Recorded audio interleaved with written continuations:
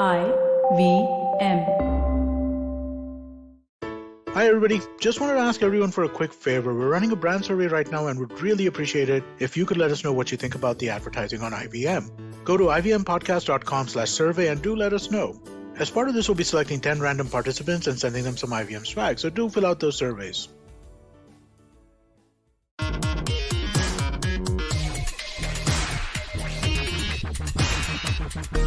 Hello and welcome to Simplified.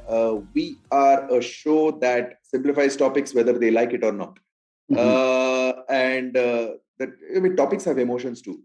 So anyway, we are reunited all four together after a brief hiatus from the last week's episode, which had a conspicuously absent Tony, who was skipping on his main job and doing a side business working in some big tech firm. But he is back. And yes, so let's begin with, this topic is going to be around sports. So let's start with a sporting linked question to each of you, which is your fondest sporting memory, the one sporting memory that evoked the most emotion and your fondest sporting memory. So, oh God, please take it away. As a spectator or as a player?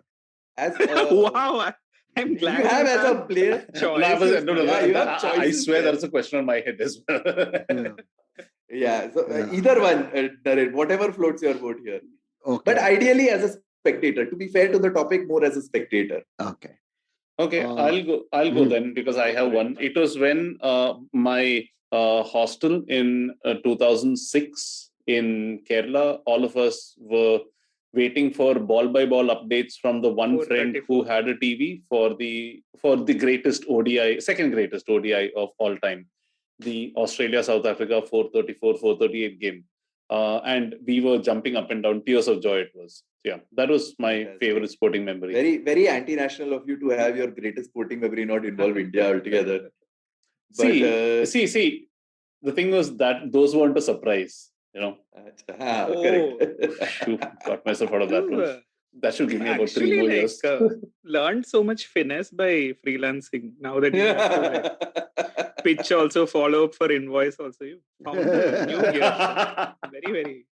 Because I remember early on I asked you, what is the anti-national behavior? And you gave one full rant about how countries don't matter in sport. No. Now Chuck he's refined his approach now here. Yeah. So go ahead, Naren. Your memory of the first Athens 1983 World Cup. It has to. Earlier than that. So once we had gone to, I was a little kid, and we had gone to Brabant Stadium to watch a match. Sorry, Naren, does this involve any mention of any sport at this point? Yeah, cricket. Go ahead. Sorry. Naren was there when cricket was invented. Yeah, that's what. So I watched. The sport Naren cheered was caveman hunting. He was the guy who drew the paintings. Sorry, go ahead. So Naren. This was must have been before 1980. I don't remember the year. We had gone. I remember going to Brabant Stadium and watching Farooq Engineer and Sunil Gavaskar face a West Indies bowling attack, if memory serves right. So the first time I'd really seen people bowling really fast at that speed. I can't for the life of me recall who the bowlers were. I guess it was Holding and Roberts, but it was incredible. And so the memory is Gavaskar's hitting cover, whatever his drives and things like that. And the sound, it really carries on a cricket ground. And at least back then it did. I haven't watched cricket in decades, so I don't know. And the stadiums are bigger, the racket is much bigger and whatever. But this was amazing. When the ball hits the bat and then it rockets off to the boundary, it's beautiful. Wow. I'll make a compilation of all these sounds just for you, Naren. ASMR type. Go for it, Tony. That was a knock-knock joke. Fantastic. Yeah, I mean, I think we've just been blessed to be born in an era where there are so many where you went moments, right? played it back 2007 when Srishan took the catch to win T20 World Cup. Oh yeah. It that actually was- streamed it live in an engineering auditorium. Oh, Like I was at the thousands of Mica people. Auditorium then. Amazing. Yeah. 2011 World Cup finals, I watched with my now wife, then girlfriend. And we'd actually like gone in the morning to one Bangalore supermarket and picked up like 10, 15 breezers and stuff like that. And one auntie was like, hey, can I also join you? That sounds like a fun plan and stuff. Seriously. But I guess the latest ones are the freshest now, right? So Gabba was brilliant. And then the Win at Lords, all of these, yeah. Too many to count. Yeah, I'm I sure there was are many there. football memories for Shriketh and tennis memories as well. Yeah, but I'm very disappointed in Tony because I was hoping he would be the one to like break The cricket. cricketing memories and kind of give some tennis angles or something like that. But favorite sport-related memory that way was actually taking my dad to Roland Garros. Oh, We went wow. to watch Oh, Nadal. okay. but then Yeah, you my win. favorite- You win. that is truly one trump card that you threw. Stadium me- name drop. Yeah. For You know me, what? it is... This is my favorite sporting memory now. Discussing our favorite sporting memories with you guys. So there. Yeah, but for me, of course, mine is I have a long and for most part of it fairly unhealthy relationship with Liverpool Football Club, and it has only recently reformed itself. I used to support them through some of the worst and most wretched times the club went through. So when they actually eventually won the UEFA Champions League, which was their first trophy after nearly a decade and a half. So it was, I mean, the more important trophy later was the Premier League, but the Champions League was the first thing that they won under Jurgen Klopp. And even the situation in which I watched that, because I was traveling in Malaysia with my wife, and we were in a place where there was barely any internet connection near the Tioman Islands. And over there, we were like in this ramshackle hut kind of place where I was streaming through like a dodgy 3G connection, and I saw like Jordan Henderson lifting the trophy and stuff. So I was like truly overcome with emotion, and then I had a beach to celebrate it on. So that was pretty amazing. Wait, didn't we watch that game together? Wait, what did we end up going for? We watched all the Liverpool losses, Chuck. We went somewhere with my cousin and we went somewhere. Yeah, we went and watched the UEFA Champions League final where Real Madrid won and Liverpool lost. Oh, they lost that one. Huh? Yeah. Okay, sorry about that. You have been a particularly joyful. You were also with me in the jury for the Gerrard slip, if you remember. Yeah, let's move on. Let's move on. But Chuck's best sport memory will be all of us together watching the 2015 World Cup final, which ended in a jiffy, and then we all went out and got drunk. That is true. We did watch that, and we also presciently talked about how this is going to be a "Do you remember when" moment. Absolutely, it was. And now is when we remember it. This is the longest intro that we've ever had. Yeah. So I don't know if you're going to have time for the topic itself, but I think we should now take a break. Oh my God! No. I don't think we're no. It's only 9 minutes in. So anyway, so moving quickly, the reason I've gotten to the topic which we are talking about is primarily because again in the Premier League, one of the clubs which is called Newcastle United has recently been taken over by the what is consortium, but primarily the Saudi investment fund. Right? So it's the Saudi-owned. The exact name being the Saudi-owned Public Investment Fund, the PIF, which is 80% owner of the Premier League of the Newcastle United club. Now, this is where this particular takeover is significant for many things because of the amount of money backing that is involved over here, the state in which Newcastle United club is, and the reactions that have come from various quarters. So that's where this angle of sports washing has come through. And let's discuss. So let me give you the background of what's happening with Newcastle United. So Newcastle United has been a pretty large, pretty old Premier League club that's been there since the late 19th century. And that was when Alan Shearer started playing for them. Potentially. Yeah, before that, Newcastle was famous for being a place people carried coal to. Yeah. Yes.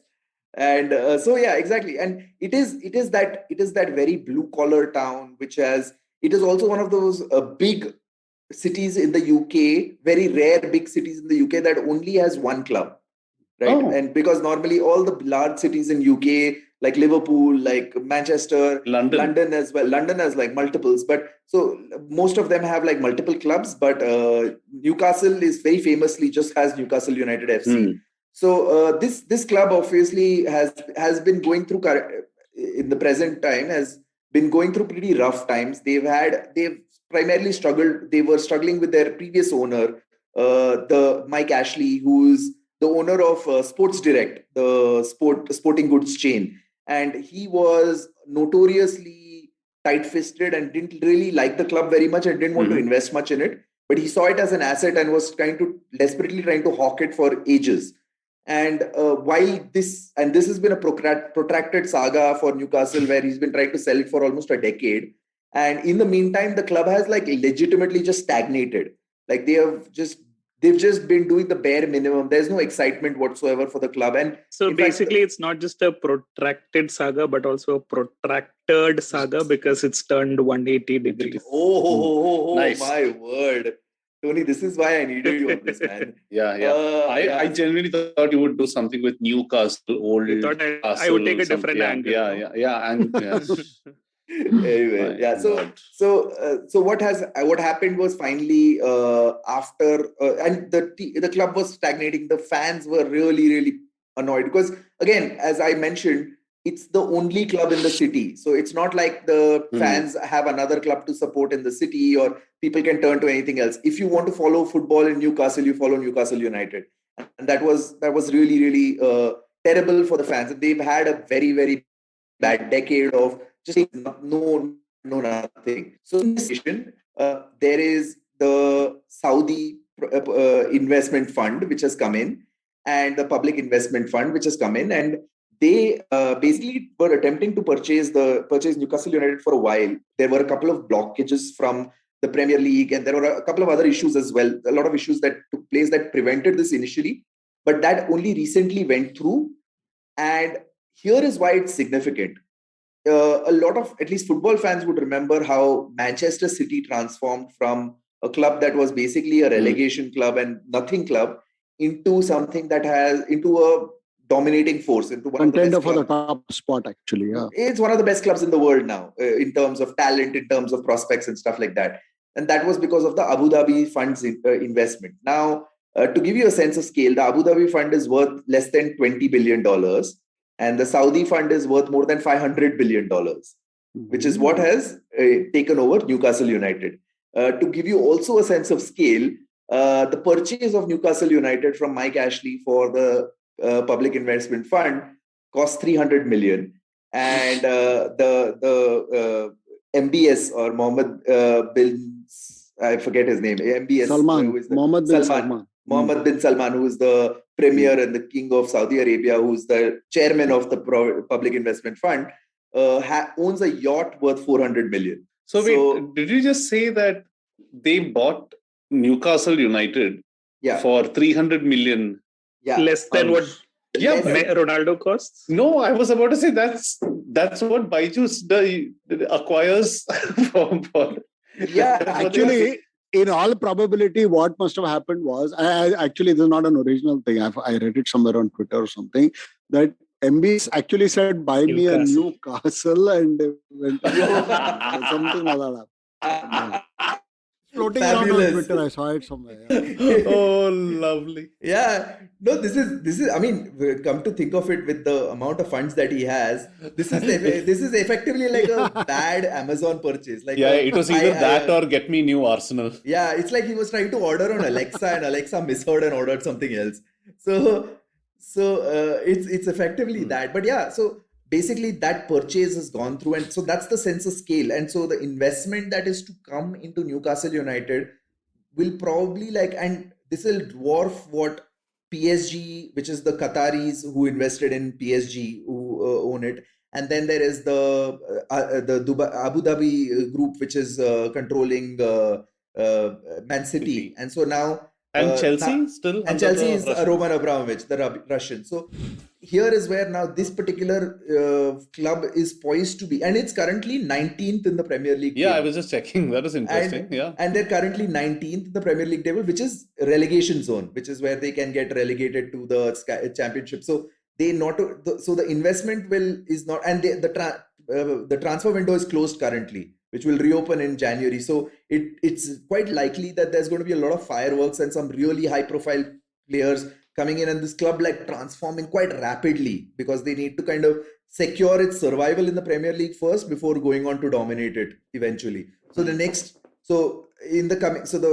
part about this particular aspect is that over the coming decade, look out for Newcastle United being among the top clubs in English football over. So you're going to have a lot of new Newcastle United fans who are going to turn up along with Newcastle plastic supporters. It's the new Newcastle. So that's where so the topic that I wanted to discuss really was about this phenomenon, as we talked about the Qataris owning PSG, Abu Dhabi owning Man City, and Chelsea being owned by Russian oligarchs as such. So with those and with the Russians owning Chelsea, there is this entire phenomenon that's really taken off now with the Saudis coming into Newcastle of sports washing. And so let's discuss what sports washing is, what its implications are, and what its examples are, and how this is going to kind of like transform the way sports is over the next decades to come. But let's do that on the other side of this break. So let's see you there. Namaste, this is Cyrus Brocha. I am part of the government cancel culture program to remove rubbish off all the different streams available. So what we have is all the collected rubbish we put together on our show. It's called Cyrus Says. It's on IVM Podcast. You have to watch it and listen to it. It's on our app. It's on our website. It's on the YouTube channel. It's on Facebook. There are many different ways. Don't bother me and ask me how. You have to find out. We talk to different personalities. Many of them are known. Some are just people we meet downstairs and invite them up for chai. But the point is, it's fun and it's very therapeutic. So please join in and listen to Cyrus Says. And welcome back to Simplified, where Shriketh is going to tell us about the showers that players take right after the game, which is sports washing. That also, or basically, but it also could be the kit man. Like that's what he does, right? He does sports washing, like professionally. That's his profession. So yeah, that also could be sports washing in some way. But unfortunately, it's much more boring. To give its full definition of what sports washing really is the practice of an individual, group, corporation, or nation state using a major or prestigious international sport to improve its reputation through hosting a sporting event, the purchase or sponsorship of sporting teams, or by the participation in sport itself. Wow. Right. Originally done by Zeus. Yes. So that's where. So actually. Oh, really? No. So you can. I mean, you can. He had a pretty shitty reputation up there on Olympus, didn't he? That's true. And actually, if you look at it, it is part of it. It is part of it. So this is where it's quite interesting that you think that so sports washing as a term was only coined like in 2015. But as a phenomenon, it's quite old. And in fact, one of the most famous examples that you can think of is the 1936 Olympics, by the Nazi Olympics, right? So the Nazi Olympics, actually, that's where Hitler saw those 1936 games as an opportunity to promote his government and the ideals of racial supremacy and anti-Semitism, right? So he wanted to kind of bring to fore that, no other race is as superior in athletics, and the best possible human form can be a Jew, not a Jewish, a pure Aryan Nazi form, right? And so that ideology was something he was trying to promote, which in its very premier installment itself fell on its face with Jesse Owens sweeping them. Yeah. Jesse Owens, the sprinter, a black American sweeping and winning over Lutz Long, who was the German Aryan ideal that was there. So that was one of the earlier examples of sports washing. Another very famous example of sports washing, which the sports washing aspect isn't as apparent, is the Rumble in the Jungle, the fight between George Foreman and Muhammad Ali. The sports in Zaire, and that's where the Zaire, the fact that they was in Zaire was because it was Fred Wyman, who was an American advisor to the Zaire's dictator Sese Seko, Mobutu yeah. Sese Mobutu Sese. Oh, Seko. my time, yeah. Yeah, Sese Seko. Yeah, yeah. Whoa. So he persuaded the dictator to have that high-profile event that would help his regime kind of like wash over a lot of his atrocities and a lot of stuff like that. So Yeah. having that And over since there, it was washing over dire atrocities in Zaire, you could say it was his reputation was in Zaire Straits. But anyway, just thanks. yeah. Well placed, Joe Gans, by the way, because Zaire, Congo was the successor of Zaire as such, as a country. So so I mean that was another famous example, and finally you have been seeing the biggest examples of the whole sports washing phenomenon has been witnessed since the turn of the century in the Premier League, where you have Chelsea, all of these teams coming in now.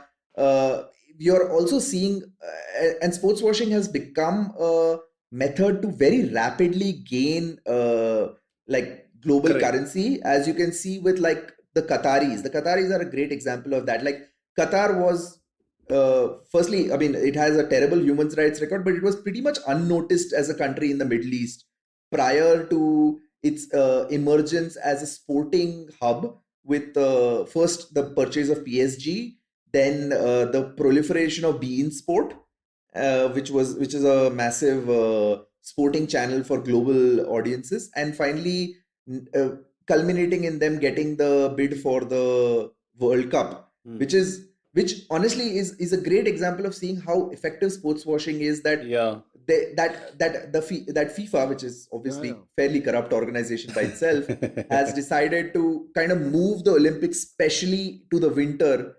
Yeah, World Cup. Sorry, the World Cup to the winter, to which has always been in the summer, to accommodate for the hot weather in Qatar, which cannot be held during the summer, and to accommodate for that. So, Doha garam hai. I was about to say, how do you make a very Fantastic. corrupt? I was about to say, how do you make a very corrupt dosha Yeah.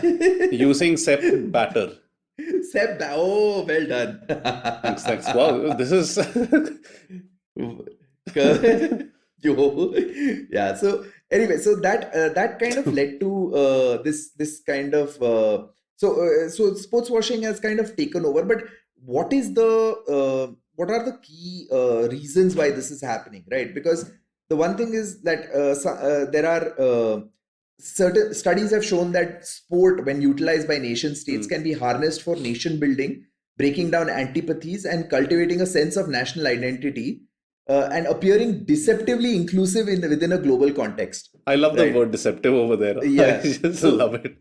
Yeah, so because because as a sporting entity, you are looking at, I mean, and it's not just, and the deceptive and inclusive, you can see actually on a micro level where Yeah. the Qataris, who are famously, I mean, as most Middle Eastern states, famously anti-homosexuals being there, have actually struck as part of their deal that they would not be.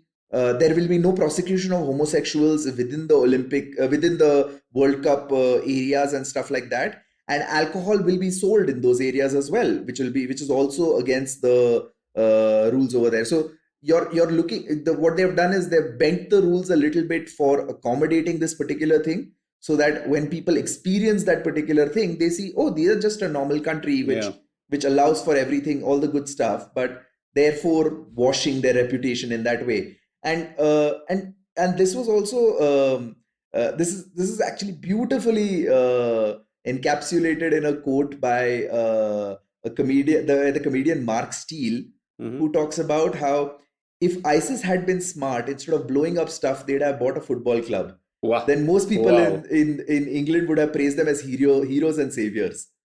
Right. So it actually shows how, like, the soft power aspect of these countries, which are, and Saudi Arabia has been a master of it. They have been using their soft power by initially buying weapons from developed countries and kind of skirting the criticism around their terrible human rights record about all the stuff by initially there. But now they're trying to enter into the sporting arena. And here is where geopolitics also plays a role, because it's not just sports washing is particularly apparent in the Premier League because of the UK's current predicament. Their foreign direct investment has completely dried up because of Brexit. Yeah. And so here is where they are in a place where, in fact, during the entire takeover bid in April this year, when the takeover bid was on the rocks and the Premier League was hindering the Saudis from entering there, the MBS actually got in touch with Boris Johnson and told him to Really? kind of grease the wheels on this particular deal. And here we are a few months later where this particular thing has gone through. And while Amnesty International and all the other bodies are heavily protesting all of this, the UK government has made a statement saying that we are not going to make a comment about this because we don't want to unnecessarily antagonize the Saudis. They have literally openly said this. So here is where, like, you can see how entirely the money of these countries, which is ill-begotten in some ways, which has been gotten through a lot of oppression, is just being very, very cleanly laundered in these particular sporting oppression leagues. and compression, because it's mostly fossil fuels. So it's oppression and reminds compression. me of Yes Prime Minister episode, in which or Yes Minister, I don't remember which, in which they refer to this hypothetical state called Qumran, which is obviously model. So the master of Bailey College is telling Sir Humphrey, it's such an awful country. People get their hands cut off and women get stoned when they commit adultery. And Humphrey says, unlike in Britain, where they commit adultery when they get stoned.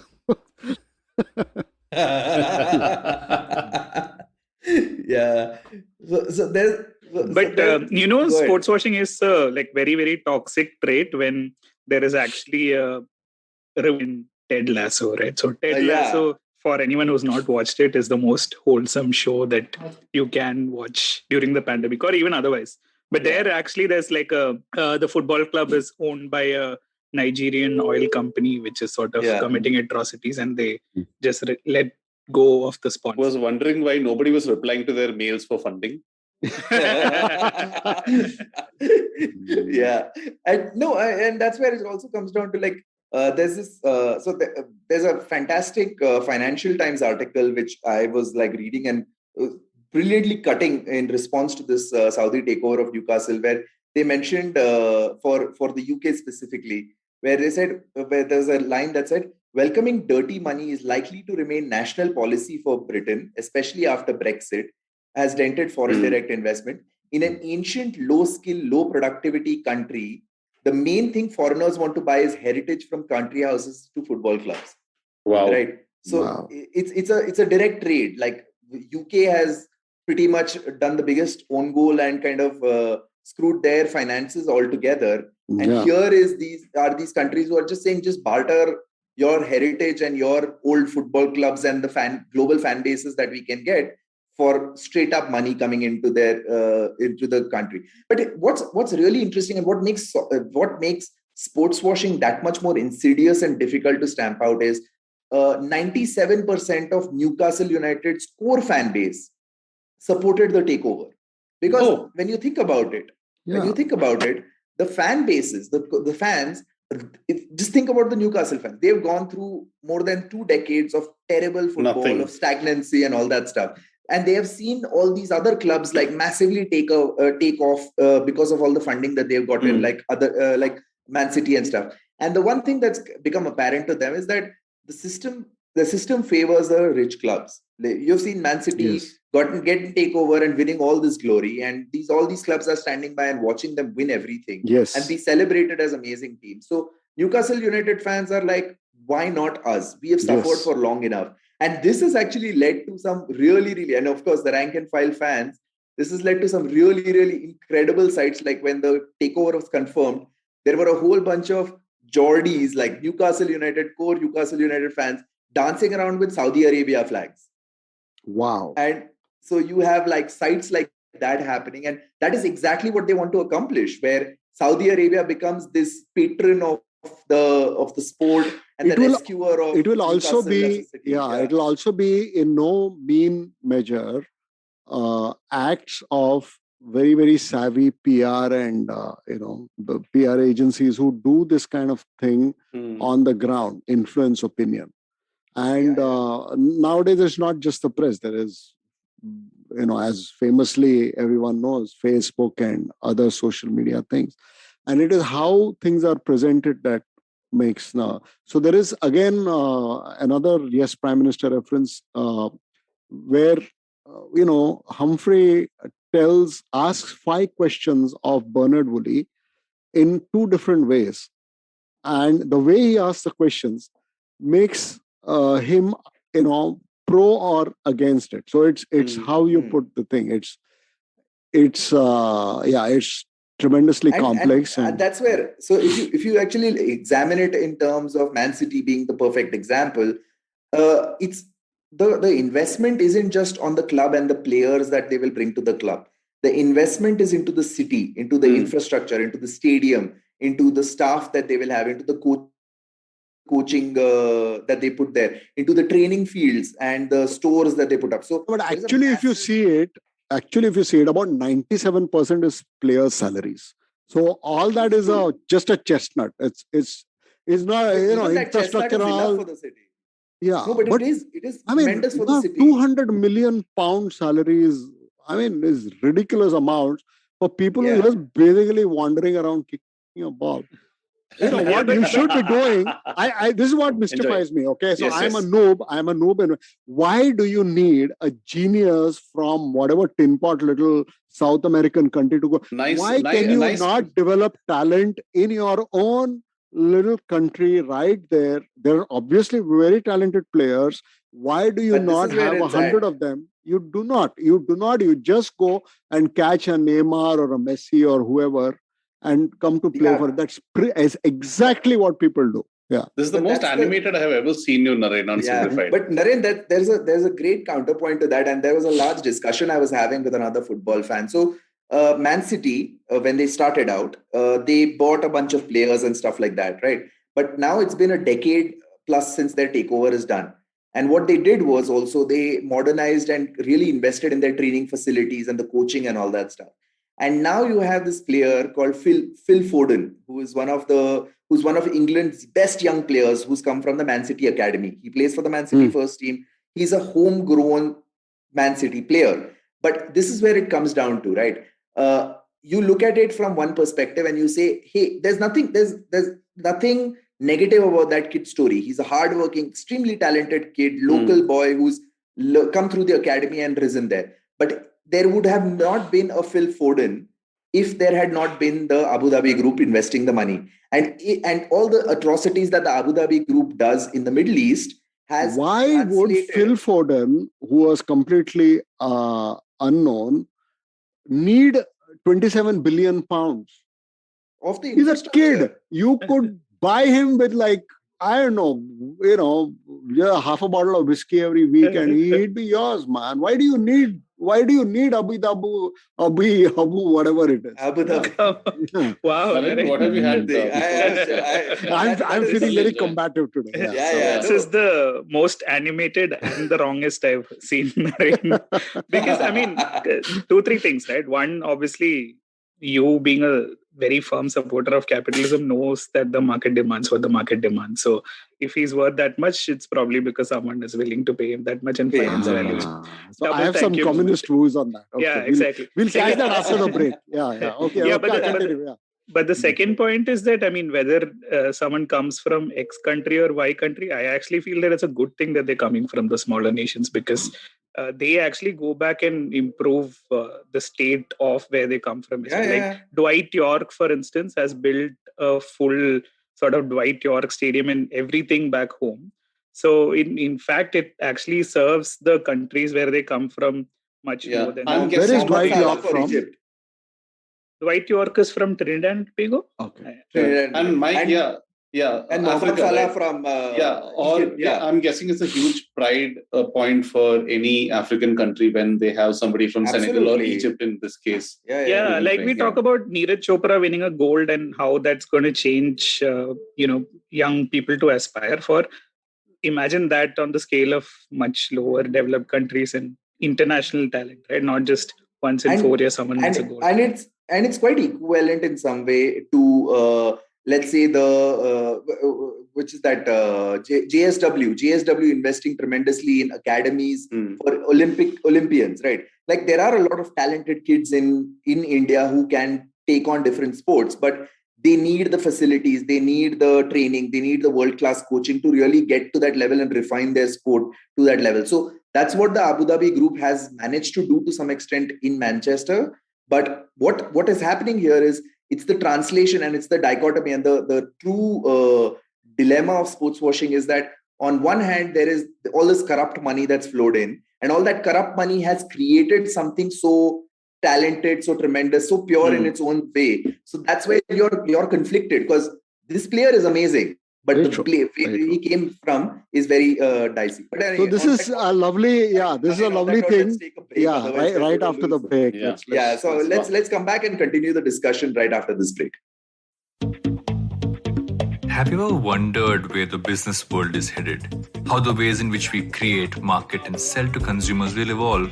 Or if we'll ever go back to wearing pants while working? For answers to all of this and more, tune into Advertising is Dead with me, Varun Dugirala. Every Tuesday, as I talk to entrepreneurs, leaders, and change makers from across business, media, marketing, and beyond. You can catch all episodes of Advertising is Dead on the IBM Podcast website, app, or wherever you get your podcast from. All right, and here we are back. We are discussing. Discussing sports. We were discussing. Okay, let me put it. Yes. So we were and discussing with a very combative Naren. So why. Yeah.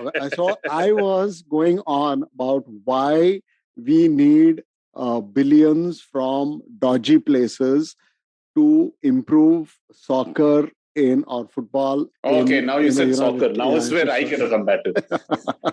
So in the United Kingdom, and I was like, why not invest that money in homegrown talent rather than importing people from overseas, which is like the standard, Political argument. Political argument, yeah, yes. in India, yeah. So so I stand corrected. So yes, it's capitalism. Money will flow for the maximum effect, and people who are spending the money take the decision. So sometimes it will be a high price player like Messi or sometimes it will be someone from the Dominican Republic, or it might be someone from Haiti or wherever. And the question is, the whole thing is, now it becomes a very difficult ethical issue. So we have, when you're talking, ethics like sort of deconstructed, is very simple, right? So Kant, the most famous is Immanuel Kant's what is it called? The categorical imperative. So categorical imperative means something you do regardless of the consequence. If it is the right thing, you have to do the right thing. And here it is very difficult to unpackage and find out what the right thing really is. So I would say, just from a sort of, first principles point of view, that it's wrong to take money from dodgy regimes. But on the other hand, had it not been for that money, an entire cities or nations sporting sort of enthusiasm would go. And we know that sporting enthusiasm is what binds, and different kind of thing. Culture and cultural things are what bind a country together. That is just a notion. A country is just a notion. It's nothing but a notion. So sports is a really important part of it. And if other countries, for whatever their individual reasons might be, are willing to pump in their own money, what's wrong with it? So take this discussion forward. And that's where I feel, see, it's the construct of capitalism itself, right? Like you have to kind of look at the investment of money in sport is always a good thing. Like sport grows, people, the communities grow, culture grows, interests of people. And actually sports does grow. So we were just discussing the IPL, the level of physical ability and just cricketing ability in the IPL is incredible. You have literally dozens of players who are, absolutely world class and would otherwise never have developed. Yeah. Absolutely. So that definitely happens. What though needs to happen is, yes, you can always look at it as, oh, this money is corrupt and therefore everything that emerged from it is corrupt. But that's in my opinion, again, is a fallacious way of looking at it. It is up to, if there are people who are getting rich, and countries and nation states that are getting rich by dodgy means, they need to be prosecuted on that. Correct. Right? Condemning the fact that they are investing their money in sport and condemning the sport itself that's a is cop out. fallacious. It's a cop out. Yeah. I'm guessing then, Sriket, you feel the same way about, say, the Saudi funding SoftBank, which in turn funds Uber. So this is argument that every time you use Uber, you are actually a Saudi apologist and all that. Exactly. Like, and so, I mean, the thing is, again, we're living in a deeply capitalistic system, and this is where actually one of those lines of argument which I penned down because I was thinking this is very relevant is, if you compare, you look at the Nazi regime, and they are now considered to be the embodiment of evil because because of their singular act that they were very blatantly looking at killing people, right? They invested money in killing people, right? What capitalism does is that it successfully disaggregates suffering. Yeah. Right. So you have one level of suffering happening somewhere else that is counterbalanced with a very beautiful act of creation and growth on the other end. And the suffering gets disaggregated into so many smaller pieces that it's no longer easy to point at a single thing like a concentration camp and say that is evil, versus where you're having kids who are playing with soccer balls and learning how to play well, but those soccer balls are being sold by China by kids who are being given like some 10 rupees decent per hour wage. Yeah. So you have these kind of dilemmas that are created by this capitalist system as such, and that makes sports washing incredibly effective and incredibly hard to root out. Yeah, but that's I mean, in some sense, a simplistic argument, right? I mean, Nazis are bad because you were born like 40 years after it happened. Yeah, that's you wouldn't know that. Right? Right now, we live in a country where every institution is actually, following that same path, and we can't speak out about it because we'll probably, face the consequences, or we don't want to speak about it. Or equally, lots of families who are well off are in favor of the regime that's here. Yeah. Including the sports washing to the level of the most powerful cricketing body in the country having a secretary who has to be tagged with every tweet by every cricketer that they put out, right? So, and Ganguly actually sort of saying that, no, my daughter is wrong about protesting against this because she doesn't know anything when she puts out a post. So, I mean, it's sports washing happens on multiple levels, but also I think it's a little simplistic to say that if we were there in Nazi Germany and we were, on the oppressor side, we'd have automatically. No, I only wanted to highlight that. I wanted to highlight the fact that it was a very clear act of evil. It's very easy to brand the Nazis as evil in hindsight, right? In hindsight, I mean, people. No, even it only came out later. But even then, they were what came out later was the brutal things they were doing in concentration camps. But even before that, people had a very good idea of what they were doing to Jews. They were basically being carted away and never being seen again. So Tony, the question is, the point that I was making was it's not about. I'm not trying to highlight whether in hindsight, obviously it's easier to see, but what I'm trying to highlight is it's much more easier to brand a concentration camp as an act of evil than tagging your general secretary who has political connections in every tweet. No, and also what people know and what comes out. For example, China, we all deal with China. We are dependent on Chinese goods. China is also doing some questionable things to the Uyghur population, which we really don't know because no one knows what's going on in those camps. And yet the world continues to do business with China, even though the rhetoric has escalated and there is a lot of saber rattling going around. If Chinese goods do not come to your country suffers.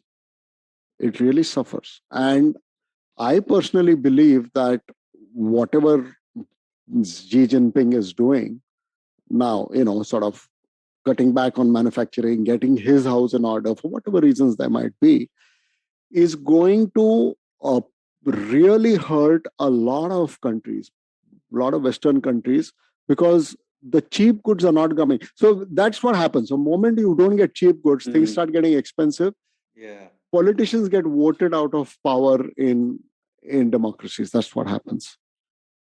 And so it's very common. So why would a politician have any incentive to take cudgels against China? Yeah, They so would not. I'm saying the real categorical imperative is for you to become good enough to play for Newcastle and then make them lose all the matches so the pressure loses all their money. Yeah. I have a sneaking suspicion Wow. this is what happened to Vijay Mallya. Yeah, but so Brilliant way to bring it back, Tony. Brilliant way to bring it back. So in this particular thing, the one aspect that so while I was reading up about sports washing, greenwashing is another phenomenon altogether, Yeah. which it merits Depends probably on another another episode altogether. Yeah. But sports which washing, we did while you We guys did were have an away, so- episode. oh, on you did greenwashing. have one. We did, Oh, yeah. wow. Okay. Sorry.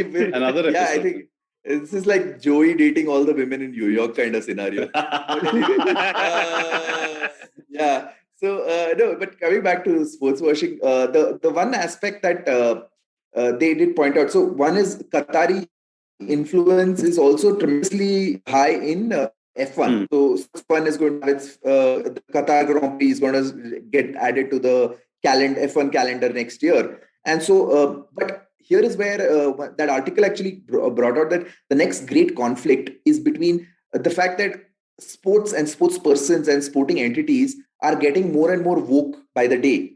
They are getting very aware of. So when you see whether it's the Major League Baseball moving their game from Atlanta, Georgia, because they passed a restrictive voting rights act over there, to the NFL kind of sacking a head coach because he made racist slurs about something in the past.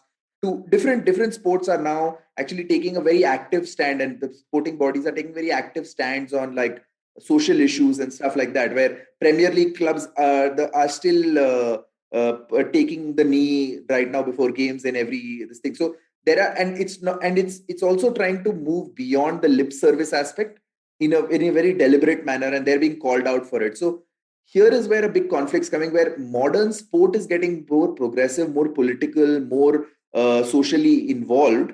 And with this funding coming in over the next decade, we're probably going to see a major conflict between these two forces, right? Where there is one end of a lot of money flowing in through dubious sources, and the other end of like people taking like a stand for it. So will we actually, and like you mentioned Ted Lasso, Tony, the whole not giving away too many spoilers, but they did take a stand against that particular sports washing investor.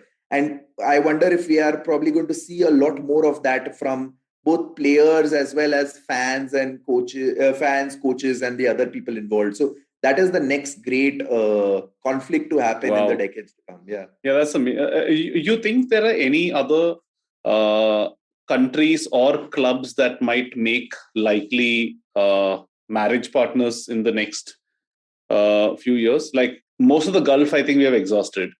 Yeah. So I'd say, I mean, China is actually, so China is actually majorly doing that with the NBA. So they don't have actually I mean, I won't claim to know much more than my basic knowledge on this, but they still don't have an active investment into the NBA as far as a club or a team is concerned.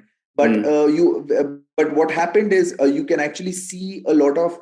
So one of the club owners made a derogatory comment about China in the NBA, and the NBA really cracked down on that. So they shut his comments down and all that stuff because it's a massive market there. So the NBA was involved in censoring a lot of the stuff that was happening around that time, around the conversations around the Uyghurs and stuff like that, so that China does not get offended and their biggest market doesn't go offline there. So that is a major. China is exerting its influence. India already is doing that with cricket as such, if you see in that way, where it's tremendously linked that way. But it's mostly, I think, the Asian countries that are going to now, it's the coming decade is more Asia and West Asia, and that's going to really take off in this particular regard. And so I think that's where sports washing gets really interesting. And I mean, if we've come to a natural end over here, I had a beautiful quote that actually concluded that article that I talked about, and I'll link it in the description. We can link that in the description because it's really a great read about the Newcastle takeover and like how they concluded that article, where it said Newcastle is alluringly old, founded in 1892, 40 years before Saudi Arabia was founded, right? And comes equipped with its own requisite Latin motto, which says, 40-year defend triumphants, or triumphing by brave defense. Given the club's traditionally leaky defense, 16 goals conceded in 7 matches this season, it might want to change that motto to something more appropriate. What about pecunia non otet, which is money doesn't smell? Wow. Amazing. Yeah, so that was actually really that is a really sharp article on Newcastle United. So it's actually absolutely worth the read. So yeah, that's that for sports washing. This was a surprisingly like emotional roller coaster of an episode, right? From those puns in the beginning to Naren's breakdown right in the middle to the sudden like. And his absolute disparagement of football as a game. Let's not go to that. That's going to get to another loop. Don't Arab him the wrong way. Okay, let's quickly get Riyadh of this episode. Oh wow! So Naren, you want to take us out? Oh man, yeah. So yeah, stay safe, stay unwashed, and stay simplified. I really think you need to. Okay, never mind. Stay unwashed. This is brilliant. Stay unwashed. Stay unwashed, everyone. As long as you have toilet paper. All right. See you guys. Bye. See you next week. Bye.